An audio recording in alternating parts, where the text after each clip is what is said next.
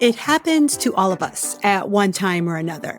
Something goes wrong at work, and your first instinct is to quit. Maybe you got passed over for a promotion, or you just got tired of that bossy client. And maybe it's even your boss. So you think leaving is the best option. But I spoke with two different women this month who shared their stories of how they came very close to quitting, but ended up staying and improving their entire situations. So I want to make the case for embracing the power you have so you can stay and thrive at work in a bigger and better way. Hi, this is Diana Burnell. I'm a career strategist helping Latina professionals reach their goals. And there can be real benefits to staying instead of looking for a new job.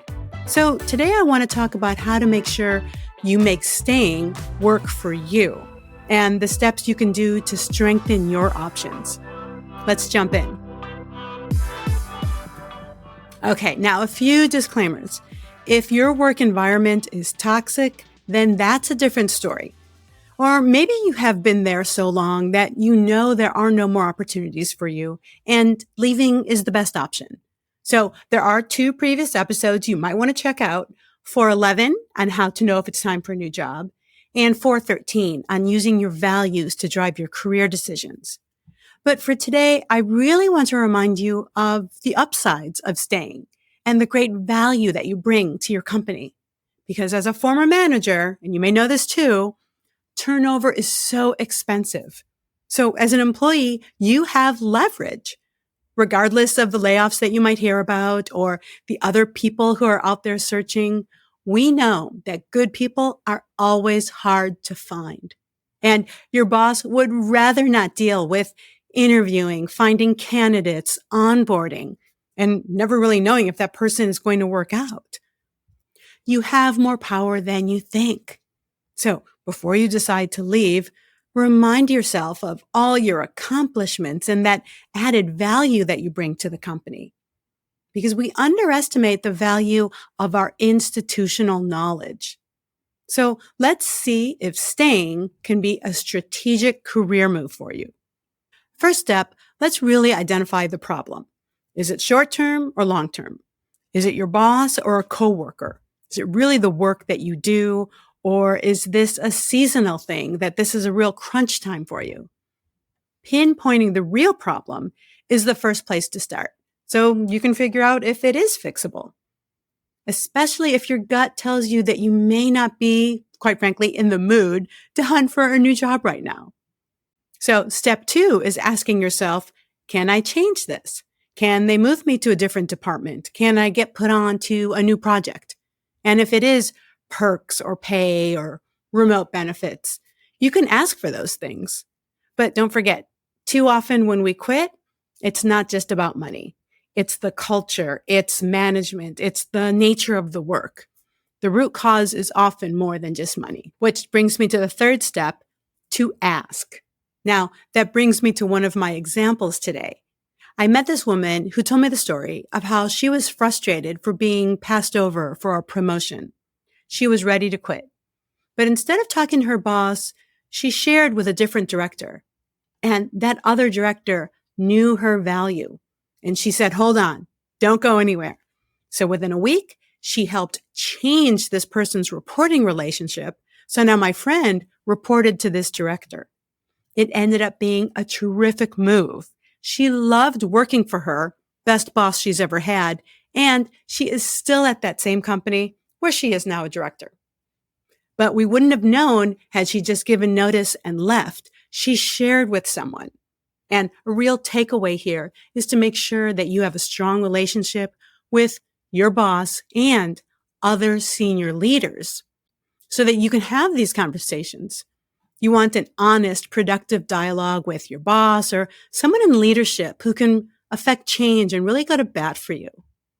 And let's face it, if it really is about money, okay, go ahead and let's ask for more money. Schedule a time, talk to your boss, prepare for that conversation, and outline the ways that you have mastered your job and you have some added value here. Now, a lot of times people say that they're afraid to ask for things, but at this point, What do you have to lose if you were thinking of quitting anyway? Now, let's look at some of the upsides. The upside is that they hear you and they make a change, and maybe you get a better job without having to interview. Think of how great you'll feel knowing that the company actually met your request. You'll be able to try some new skills or work with some different people to see if this new scenario makes a difference.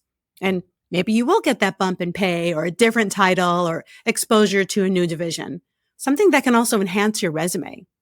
And that extra year or two can give you a longer track record, which recruiters love, especially if you already have a jumpy resume or maybe you're more junior in your career. If your resume has a lot of 2 years, 18 months here and there, you might want to think about how you can make sure that this next stint is a little bit longer. Because at some point, employers like to see that at one point or another, you have spent at least 4 to 5 years at one company. Now, another upside, honestly, is stress. If indeed staying for another year or two at your current company can bring you some value and avoid the stress and anxiety of job hunting and starting a new job, maybe that's what you need at this moment. The anxiety that comes with hunting for a job and finding time to interview. And then once you get that new job, think of navigating a new company, the culture, the systems. Maybe one more year gives you less stress during a very busy time in your personal life.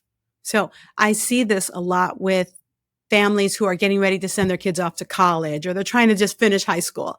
And I certainly remember that feeling of getting my senior daughter through high school. But then it's time to take the leap. So once you get through that personal milestone, don't forget to reevaluate your situation. So just take a moment to think, what else is happening in my life that maybe it makes sense for me to stay for another year? What else can I get from it? Maybe it's even in this 6 months. Maybe you don't even want a job search during the holidays. I get it. The other thing to think about, the grass is not always greener. A new job, it brings new office politics, new clashes. It brings new opportunities and challenges, but you have to prove yourself all over again. And even if a friend or a colleague says, oh, that's such a great place to work, you should go there, it might be great for them, but how do you know if it's great for you? So this brings me to example number 2 of another friend I spoke to recently. Now, she survived a company layoff, but she didn't know what was going to happen. She could have easily just packed up and found another job, but she decided to wait for a few months just to see how it was unfolding. And sure enough, after 3 months, she got assigned to a different department, a department that was booming, by the way, and they love her. And now she's building that career compared to starting over yet again, and she would have been a lot more jumpier. So once you've thought this through and maybe you spoke to your boss and you've gotten some changes and you've decided, okay, I'm going to stay for another year, how can you show up more energized, more engaged? Is there an ERG that you can get involved with, or maybe you can start one?